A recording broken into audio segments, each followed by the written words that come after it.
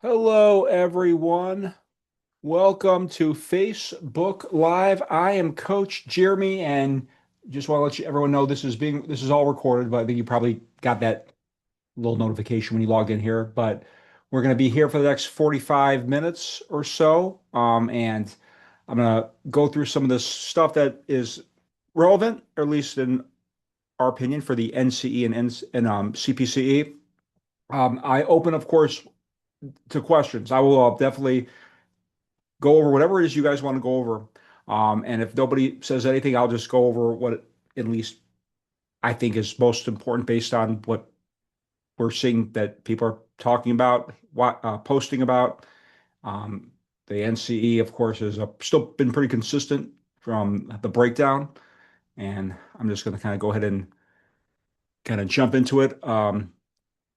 Let me just make sure we all see my screen. Yep. Yeah, and again, feel free to chat in the chat box if you don't want to speak up. And all right. So let us, of course, just jump into this. Like I said, um, I'm going to be keeping an eye on the chat room. Let me just look here. All right. Here's everybody. All right. All right. So again, people always ask, and I always, first of all, I say that this information, these people, they're all that we're talking about, they're all dead. So you can't go wrong as far as information is concerned because nothing's changed when somebody wrote a book about somebody. Again, how it's delivered and how you learn it best is kind of going to be, the best way to process it. And there's really no right or wrong answer. However, nobody has any questions yet. All right. Um, okay, so and before I forget, before I forget, first of all, everything that you see here will be on YouTube. So if you want to come back and watch it, you should be on Dr. Pam's YouTube page by this time tomorrow. Usually it's 24 to 48 hours. So keep that in mind, and the information will be there as well. Information, of course, coming from the Hellwig book. So again, that's kind of always been the go-to, so to speak. All right, so let's go ahead here and jump into things. All right. No one's saying anything, so I'll go right into helping relations because that's really kind of where it's all at. And again, let's just go big. So I always start with the big people. Obviously we got to know where to pick our battles. There's a lot of people here, but there's a lot of big people. And Rogers in person center, that's a big one. Because again, yeah, and I'm sharing the screen here. So as you can see here, this is Rogers, and it looks like a grandfather-like figure, and we're talking person-centered. And I always tell people, if you're ever not sure about something, look at the name. The name sometimes stands out and kind of helps direct you. So person-centered, client-centered. The client is a center of this counseling process. This is not a come in and get a subscription or a prescription diagnosis type therapy. It's about you and I are going to figure this out together. That is what that is about. And of course, it's about a few key words. And usually the one that I always associate, well, oops, I'm just trying to get in to the waiting room. All right. Oh, I always associate unconditional positive regard, empathy. I get what you feel. I'm not going to cry with you because that's sympathy, but I get what you feel. Congruence. I'm being real. I'm being real. What I'm saying and doing is lining up. I'm not putting on a facade or anything fake. And then active listening. Aside from me hearing you, I'm paying attention to nonverbal cues. Are you looking at the ceiling when I'm talking? Are you shaking because you're nervous? That is Rogers. He might be the biggest guy. Um, and of course he's a big one. Now the biggest type of therapy that I would argue might be CBT, cognitive behavioral therapy. And again, for those of you who are just checking, I know a few people have just joined us. Um, feel free to ask any questions. I'm either shout it out or put it in a little chat box so that I'm going to be monitoring, and I can definitely feel free. I want to make this interactive. But CBT, because again, why is anyone in therapy to begin with? Because of what they're thinking. They're not going to be. thinking good thoughts. If they're in therapy, they're thinking negative thoughts. So in CBT, it's about replacing negative thoughts, like you see here, polarized thinking, mental filtering, overgeneralization, jumping to conclusions, replacing with positive thoughts. And we get a full army of people, as you see, because again, this is a big one. So I always tell people when you're on that exam and you get a question and you have no idea what the answer is, and CBT is an option, may not be a bad option to go with because why is anyone in therapy? So that stinking thinking, as they call it. Now, I always like to jump from this one to the next one, which is one that's, again, this guy, Albert Ellis, REBT,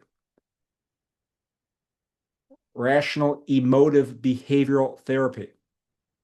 And again, we're still talking about negative thinking, but they call, or he calls it crooked thinking.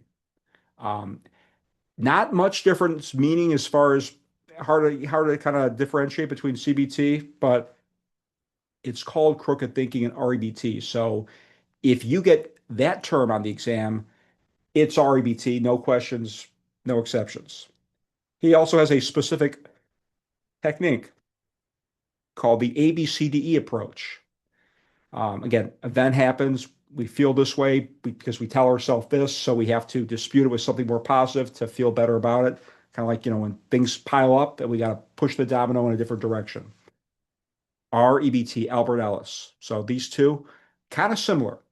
So again, we just talked about we talked about Rogers and person-centered humanistic approach to therapy. Now we're talking about negative thinking.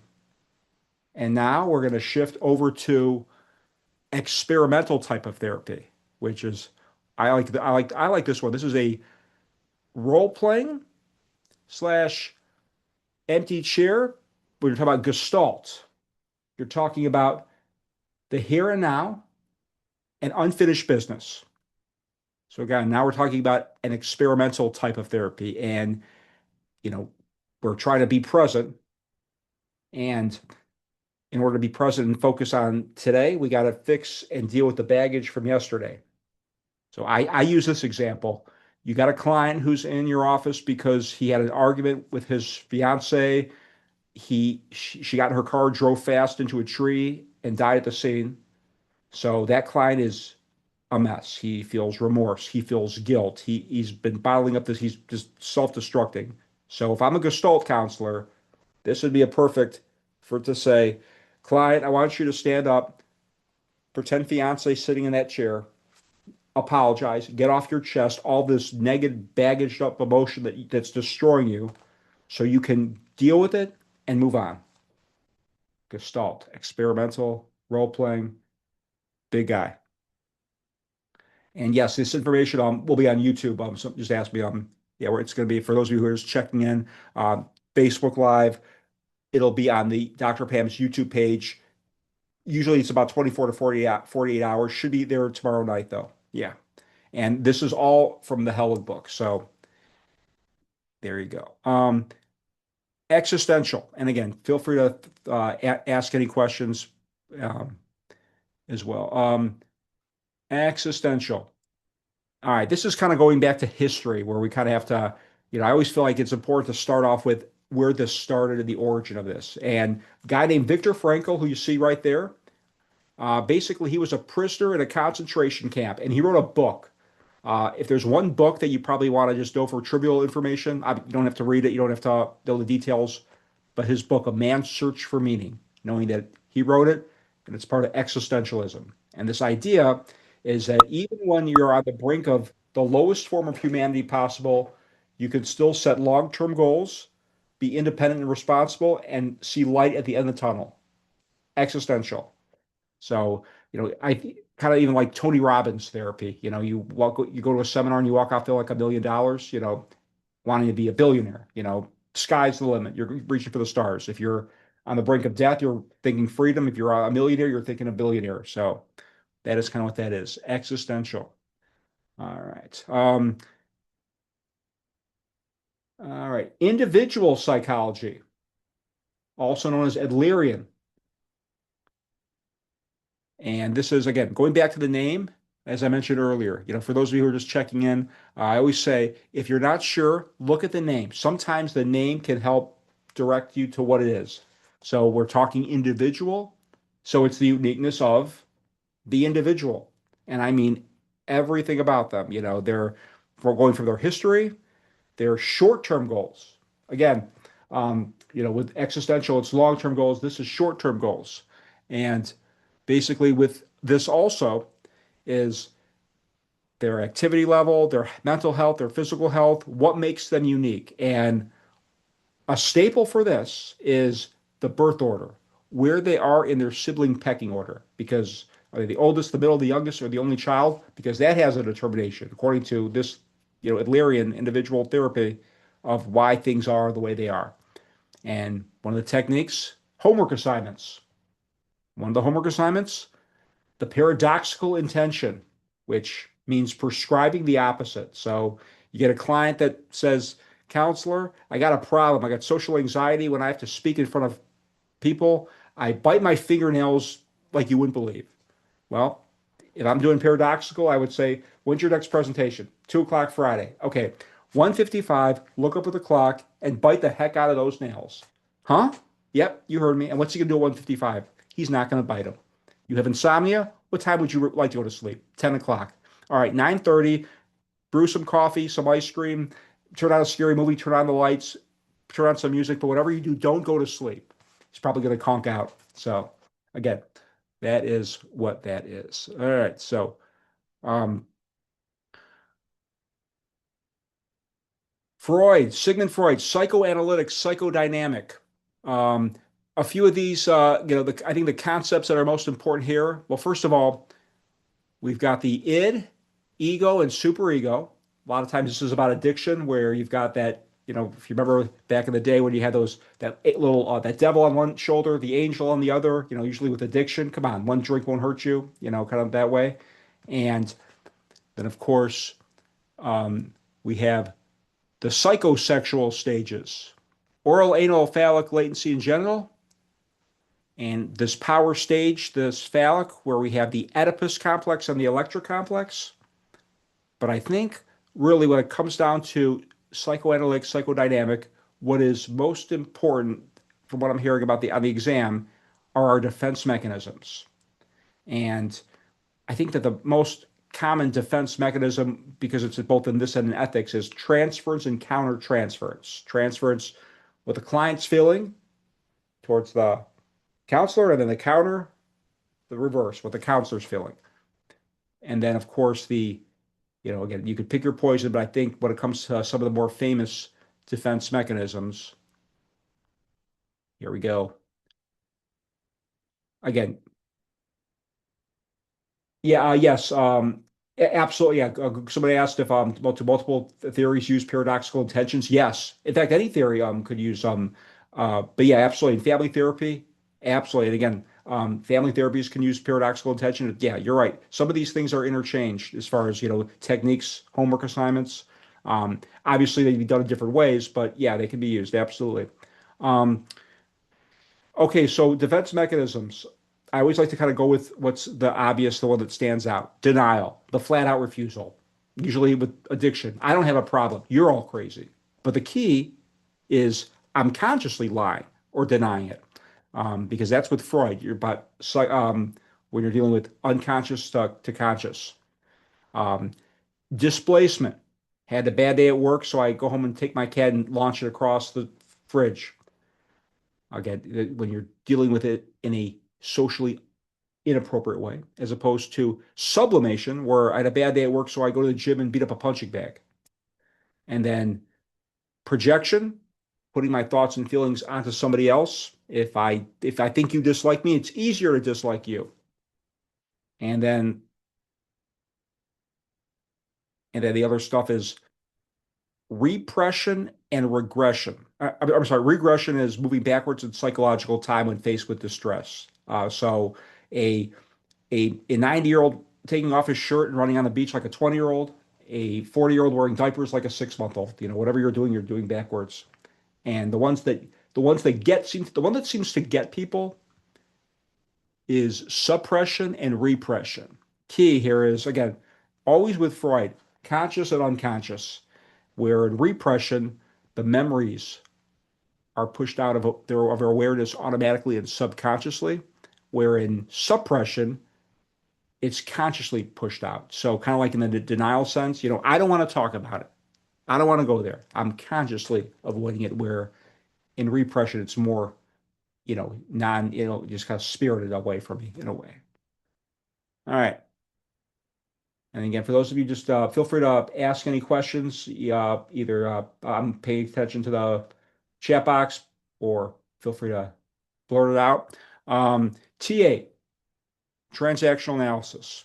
And right now we're going over helping relations, which is still the juggernaut of this exam.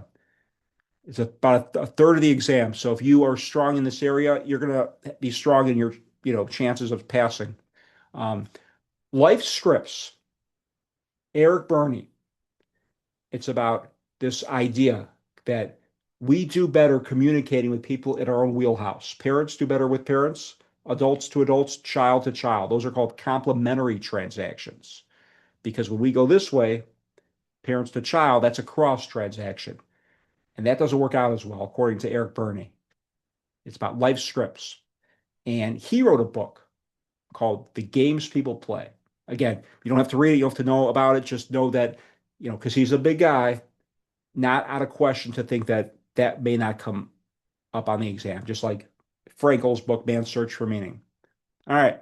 One of the types of therapies that have surfaced or become more popular, especially in this exam formatted over the years, is DBT, dialectical behavioral therapy. Now, this is one of the few, because people always ask, what would you use something for? Well, this is one that was created for something. Marsha Linehan created this for borderline personality disorders. Now, it can be used for others, like eating disorders, mood disorders. However, this was created for borderline. So on that exam, if a borderline question comes up, the first thing that I'm looking for is DBT an option? Because that was created for this. And with this, 4 techniques.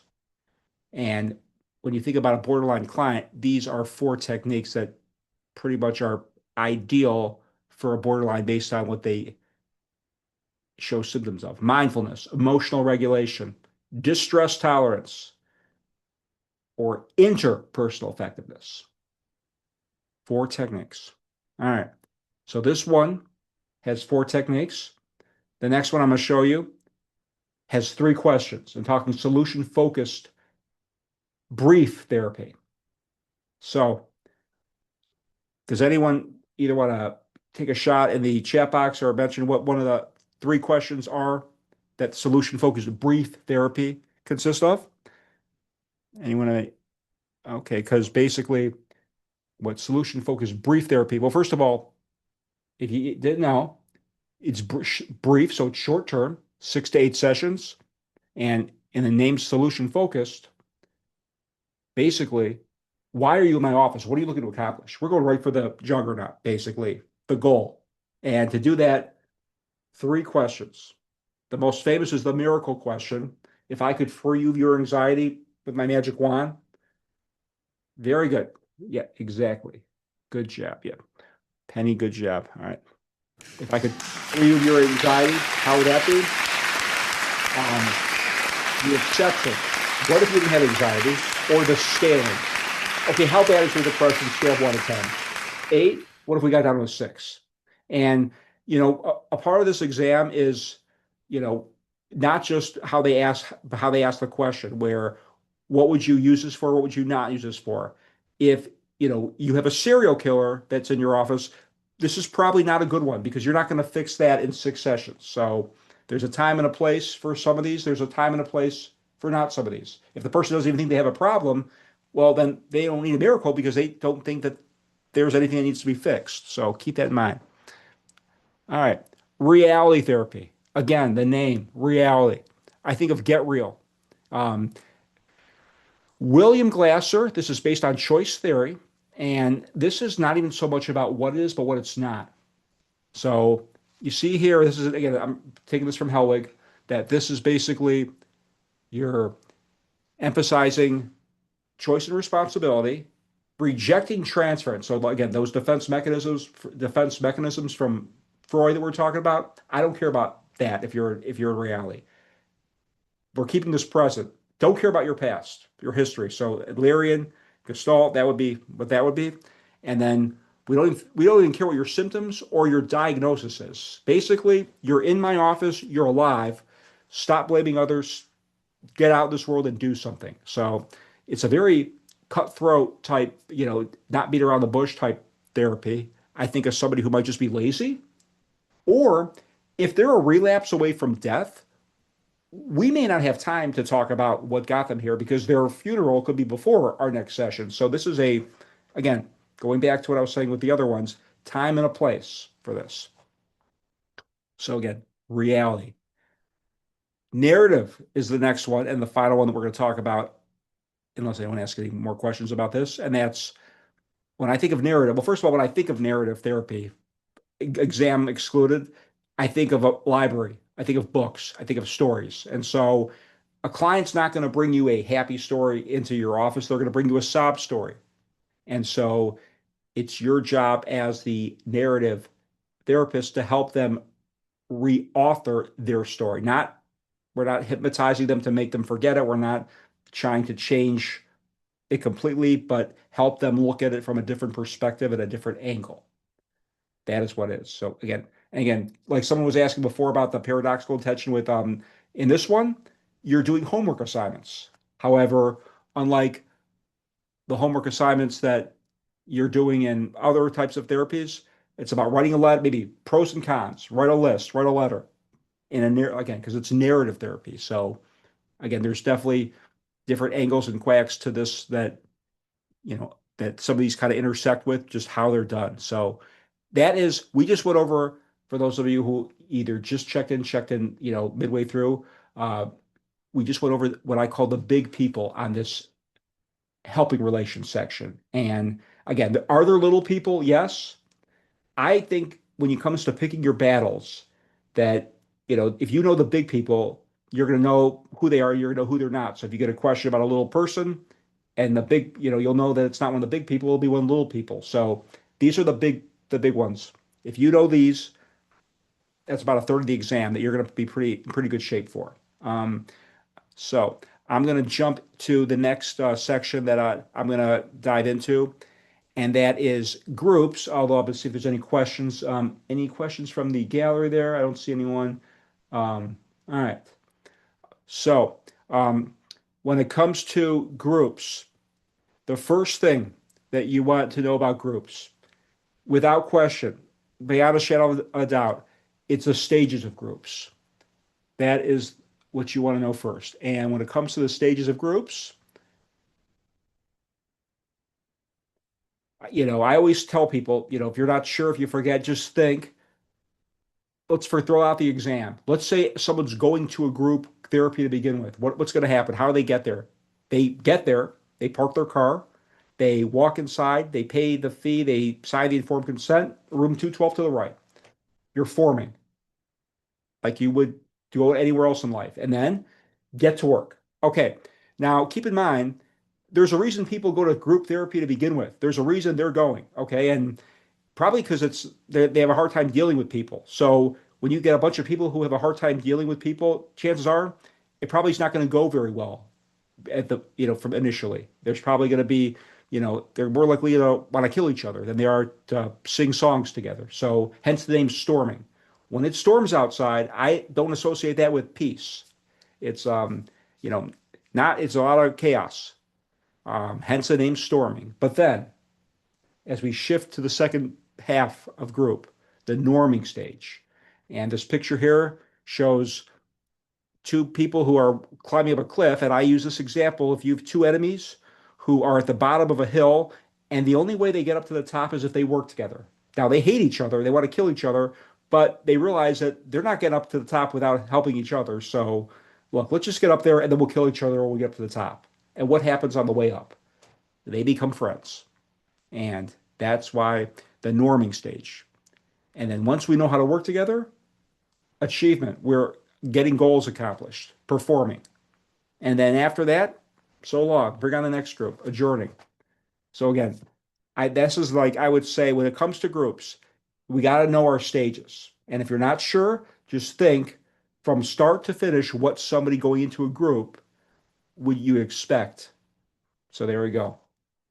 Um, and then those stages kind of come back in different facets because I'm actually going to show it. This, let me just pull up my little. You have curative factors such as, and again, this is from the Helwig, altruism, the concern that one group member has for another. So again, going back to, they could ask you questions like, when would you see this in what stage? Well, in the storming stage, if somebody, let's say, is sick and doesn't come in that day, then the other group member might be like, well, I hope he never comes back. But if they're in the norming stage, oh my God, he hasn't been here in 2 weeks. I'm worried about him. Again, when would things occur and what stage? Universality, that's a big one. It's that belief that, wow, we're more alike, we're not as different than we thought. We're more alike, than this is, we're not as unique. We're kind of more in this together. Again, interpersonal learning, learning from one another, gaining information, socialization techniques, imitative behavior like modeling, group cohesiveness. We're all buying into the group process. Catharsis, releasing of emotions. And again, it always comes back to helping relations terms. Also, scapegoating. If you're ganging up, it's his fault. This is a disaster. Yeah, confronting. You say that you want to stop drinking, yet you keep hanging out in bars where they serve alcohol. So again, a lot of information there. And I think, let me just kind of pull this up here. So yeah, and then when it comes to, yeah, so that I would say is kind of some heavy hitters as far as groups. Okay, any questions that anyone has? Nothing yet. All right. All right. So and again, for those of you who are just popping in, I'm going through all this group stuff. We went through helping relations. And of course, if anyone has a question, fire it away. Either unmute yourself or put in a little chat box. But I'll just keep going if I get nothing. All right. Careers, another big one. And again, with careers, I always just like I was mentioning before, if you were joining us when we started with the helping relations, we talked about the big guys. In careers, we have a three-headed monster. Um, we have Howland, we have Super, and we have Ginsburg. And I think, pick your poison, but Howland is always the guy I start with. He seems to be the big one, and he's different. Howland is different than everybody else. A lot of the other ones they talk about where you are in life, how old you are, and where you are, and what you should be doing, and what is expected of you, and how you are the way you are. But Howland, this is about matching your personality with your job description and environment. And I also tell people when you take your exam, and for those of you who have not taken it yet, when you go into the Pearson Center, they give you a piece of paper and a pencil. And the first thing that you want to do is write down, even if you think you have it memorized to a T, you want to write down Holland's hexagon, RIASEC, RIASEC. I think the actual pronunciation is RIASEC, but if you flip the I and the E, that would kind of give you a little problem there. So RIASEC. Realistic, investigative, artistic, social, enterprising, and conventional. Because there's so many ways, and there's so many ways that these questions could be asked about Holland. But here's the key here is realistic. The doers, they are people who work in coal mines, construction, watch repair. Their hands are all rough. That's kind of their type of work environment, and their personality is and social skills is mediocre. You walk into their break room, you could probably hear food shopping. That is, according to Howland, that's what they are. Then we go to the investigative, the thinkers. I think of them as the computer geeks in school. Data, DNA, fiber samples, IT work, Excel, all that kind of stuff. That's their MO. Not the best social skills either, better than realistic, but a little bit, but not great. But then the artistic. These are the creators. They express themselves through art, through film, through theater. I think of them as those kids who are sitting up at the front of the class and are drawing pictures, and before the teacher rips it up, they're like, "Wow, this is good. This looks like it looks like me." And people gravitate towards that. Again, a little more on the social side, but not as social oriented as their next door neighbor. Social. These are the people, social workers, second grade teachers, salesmen, maybe. Uh, these are people that you can hear talking from across the hall, from across the building. They don't shut up. And then the enterprise, the upper echelon. These are, you know, that social worker I was telling you about in the social category. The his or her boss, the owner of the counseling agency, might be an enterprise, or the general sales manager might be an enterprise. And then the conventionals. These are the It's a rare old school, um, very systematic. These people are, they probably, what's working is fine. They don't want to upgrade their equipment. They are very particular on the staples always in the same place. Not the best social skills. CPAs, office clerks, maybe. Now, how can they ask this to you on the exam? Well, they could ask you point blank, somebody who does this is what, or they could give you groupings because the key here is, like in life, when people change careers or jobs, in Holland, if you're changing your job, you're going next door. So a realistic is going to investigative. A investigative is either going to a realistic or an artistic. So RIA, perfect. They all touch. RIS, not good because it leaps frogs. So that's kind of how you need to understand this. So if you have this written down on your exam, on your sheet, when they ask it to you, to just be able to look down as opposed to have to think. This could save you, or they could ask it to you this way. And unfortunately, on this exam, this is what they're known to do. Which of these would not be a good option? And in that case, you want the ones further away, realistic and social. If they're asking you for the wrong answer or the most unlikely, that's where you're going. So again, there's so many ways that they can attack you with Howell. So having that sheet on your sheet of paper, not a bad idea. So that is what I want to kind of go after. And then, of course, as I mentioned, that how I said the others that are more on how old you are, nobody encompasses that like super, because super is a full lifespan. This is old school 70s mentality. Um, so again, you got to think old school, not today where you have, you know, 14-year-olds becoming millionaires and 90-year-olds still working. No, think 70s. And think what you would expect from somebody writing a book about themselves, or what they expect, from birth till 15. Who am I got to know who I am before I know what I want to be. And then exploratory, the tentative choices, the stepping stone jobs. And then that's till 24. And then from 25 to 44, that's a period of time when you should be in your prime. You should be working those long labor hours, taking risks, that kind of stuff. Because after that, the next 20 years, the 45 to 64, you want to be maintaining it. You don't want to be, risk taking. You don't want to be leveling up, or you do want to be at that same level throughout that time period, because at 65 plus, that's when you start to consolidate, cut back towards the end of your work life, towards the end of your life. And then the other juggernaut I was telling you about was Ginsburg, which is a younger and more simplistic version of Holland, or of Super. So basically, where is he? Um, so basically, you see here, we're getting younger. So where Super was full life, birth till death. This is birth till 25. So fantasy, birth till 11. So till fifth grade. I'm thinking dress up day to kindergarten, what you want to be when you grow up. You see kids, aside from who they're, besides for their parents, they're dressing up as their favorite cartoon show character, or they're, an astronaut. Those fantasies, okay, what they don't know better, fantasies. And then the transition period, 11 to 17, you realize, okay, I'm not going to be good at math, so stockbroker may not work.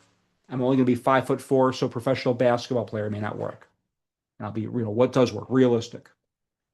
And that is your top tier, your first tier. Now, then there's a drop off, and we get our two ladies here, Ann Rowe and Linda Gottfredson. And basically, well, let's start with kind of again, this is kind of going back to super what I was saying that the ages. So this is so on this right side, we have Gottfredson, where we have four stages. The first one, now we're getting younger. Okay, so we're starting at 3 to 5, and it's size and power. Where I look at this as, you're coming out of the wound, and the world is your oyster. You can be, do, say, whoever you want, whatever you want, and whenever you want, because this world is yours that you just entered. You don't know better. And then at 6 to 8, it's the sex roles, where you realize at that time that, okay, it's not just a coincidence that more men do this and more women do this. How Aunt Sally is a librarian and Uncle Bob is a firefighter. It's just not a coincidence that more men and women are doing this and that. And because I'm realizing that, that's starting to kind of ease into my own mind of what I think I want to be or should be doing. And then it's social size and power, social valuation, peer pressure. Now I'm hearing what the kids on the block are saying and doing, and that's having an impact on my thinking. So now at 14, all right, so I know who I am.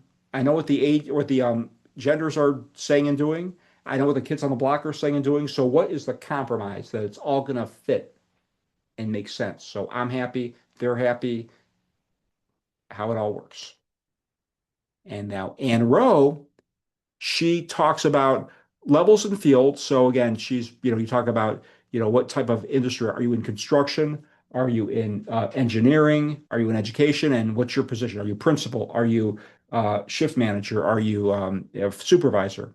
But her MO, her bread and butter is parental influences.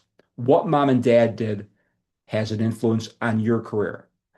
If father was a professional athlete and you was always injured, so you were always in a training room with him, you wanted to be a physical trainer, maybe. Or if mother was or if a mother watched took care of dogs as a and you just the dogs just basically were you were almost deaf because they would stop barking, so you wanted to work in a library, so be quiet. Basically the key is it influenced you in one way, shape, or form. And that is and then it drops off even heavier. But that I think with careers, we got to know Howland's hexagon. So again, if you just checked in or weren't here when I mentioned it, the first thing you want to do when in that Pearson Center, and again, I use the term brain dump, but of course, if you've not been in this process before, you can't just throw your stuff in the locker and dart in there. You got to go through a process where they look at your glasses to fingerprint you, make sure there's nothing in your pockets. So that term brain dump is a delay. But once you get into that testing center with your pencil and your paper, write down RIASEC. That's the first thing that you want to do. Um, all right. Got a few more minutes here. And then, of course, I just want to hit on ethics very quickly because with ethics, I think ethics can be simple, but yet it could be confusing if you let your own gut instinct kick in on what you think you should do or what your agency, if you're working right now, what they think you should do, because that might not be what the exam says you should do, which is what you got to go with when you're taking the exam. Example, uh, the famous, well, I'll just see if anyone can answer this either on their microphone or on their chat. Having sexual relations with a former client from the time of termination is okay. How long from termination, if ever? Does anyone know if it is okay or if it is? Yes, exactly. Good. 5 years. I hear a lot of people say, well, I would think the answer, or I would hope the answer would be never. Well, guess what? They don't care what we hope. On the exam, 5 years. Yes, exactly. You also have to pay attention to timing of questions. They could ask you if you get on the exam, you just got to invite your client just invites you to his or her wedding. Oh, by the way, got to give kudos to those people who got the 5 years, right? Client just invites you to the wedding. What is the first thing that you do? The first thing that you do is, is why are you inviting me to the wedding? That's what you want to do. Because you don't know the answer.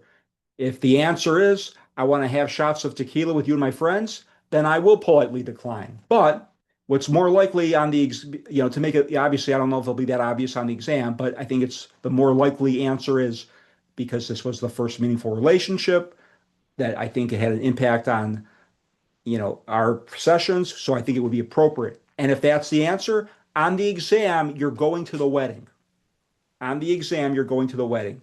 And again, if there's a part three of the answer about the question where you go short period of time, sit in the back, and then leave. You don't go to the reception afterwards. That's what you're doing on the exam. So again, keep that in mind. Also, um, see who knows the this is almost a guaranteed to get challenged with on the exam. The duty to warn is based on what Supreme Court act that took place. Does anyone know what that is? Because that is, if there's anything about ethics, yes, correct. And actually, yeah, California has Tarasoff, correct. Again, so if a client basically, very good, yes, that is absolutely something we got to know. Absolutely, 100%. So on the exam, if you get the option of a scenario that your client discloses to you a plan in place to decapitate what's his face that works down the street from your office and he leaves, then the first thing that you do is you contact what's his face. The first thing that you do. What's his face? My client's on their way to cut your head off. I would go run for cover. Click. Then you call 911. 911, we got a problem. Click. And then you're off the hook. And you do it in that order because what happened? Somebody wants, just call the police. Well, police gets there. And if the guy's head's separated from his body, that doesn't do him very good. And now you got a problem. So again, duty to warn. You're warning the intended victim. So, I guess the question is, so who knows true or false? So do we guarantee confidentiality with any of our clients? And who, I know, because if the client says, you're absolutely correct, we do not. So if the client says, um, you know, do I have assurance that you're not going to tell me anything? Well, unless you go this way, if you say that you're going to kill somebody, then I'm not gonna, I'm not gonna, we're not gonna keep that hush hush. Yeah, we're ripping that up, and I'm gonna shout it from the rooftop. Absolutely correct. So we do not guarantee confidentiality. Absolutely not, because again, duty to warn or for harm for either the client or for anyone else. Absolutely, very good. And um, and this is my favorite question. I love this question. If you have a client that says, "Counselor, I committed murder 5 years ago. Period." And I always love asking people what they would do because the response I get is, well, I know if it's 5 years ago that I'm not going to report it because it's, yes, you're right, but you're not going to put your you're not going to put your head in your shirt and do nothing. You got to say something's got to come out of your mouth. And the answer is you want to encourage them to go to the police. Now, they may say thanks, but no thanks, but that's not your problem. You're going to, now, again, that's what you want. You want to encourage them. But you're right. If they've been killing sober for 5 years, there's no reason to think that they're going to kill again. And it's not our job on the exam to put thoughts or words into our head of the client. Go with what they give you. So even though he probably has killed multiple people since 5 years ago, until he tells me that, yeah. Now, if it's Ted Bundy and we know it's, or Jeffrey Dahmer where they're doing it every week, every Tuesday for the last 5 years, that's different. But what's his face only said 5 years ago. So there you go. Um, and then, so there you go. And of course, um, when it comes to subpoenas, you might get there may be a legal question or two. If again, it's not uncommon that, you might get subpoenaed. Let's say that guy from 5 years ago that I just mentioned, he finally gets arrested and the police find out that he told you about the 5 years ago guy. Again, you didn't do anything wrong because it was 5 years ago, but they come to you and say, we'd like to have your notes on your conversation with John Doe about the way he killed John Doe 5 years ago. And if that's the case, then we kind of want to go both ways. We don't want to stick it to the law, but we also want to protect our clients. So if you want the notes from John Doe from 5 years ago, here, John Doe from 5 years ago. That's it. These 500 other people that he killed, you didn't ask for those 500 other people. You just asked for John Doe. not 5 years ago. So again, we're gonna give them the bare minimum, but we're gonna try and protect our clients. So um, all right, so there we go. So again, and with the client, it has communication. Okay, yes. Great question. Somebody just asked about if somebody has a disease like an STD and they don't, and you're right, if they're refusing to tell the partner, and they, of course, the first thing is, I think you should tell the partner, nope, but I'm still going to have sexual relations. Well, then we got a problem here because this is now we have somebody who's in danger. Just like, he may not be going to cut his head off, but he is putting what's his face in danger. And so that would be a situation where you have a right, you need to go let that, find a way to communicate with that person. Um, Absolutely correct. Yes, that's a great question because again, him disclosing that to you, and he's going to continue to have unprotected sex with what's his face, even though he has an STD, then yes, that's causing harm. It may not be, decapitating, but that's harm. We don't, yeah, and we that would be a reason to rip up the confidentiality. Absolutely. Great. That's a great question. Yeah, absolutely. All right. And speaking of yeah, so like I said, for those of you just checking in or who came in late, I'm gonna put this over here. So I also, if anyone here thought this was helpful, what am I looking for here?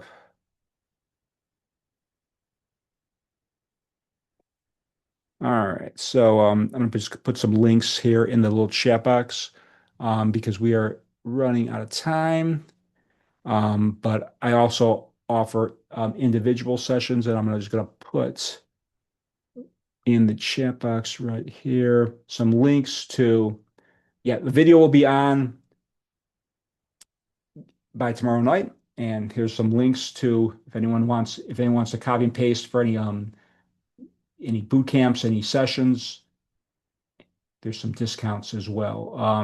But yeah, video will be there shortly, or actually tomorrow night it should be. And so there you go on Dr. Pam's YouTube page. All right, well, good luck to everybody, and I will see you all soon.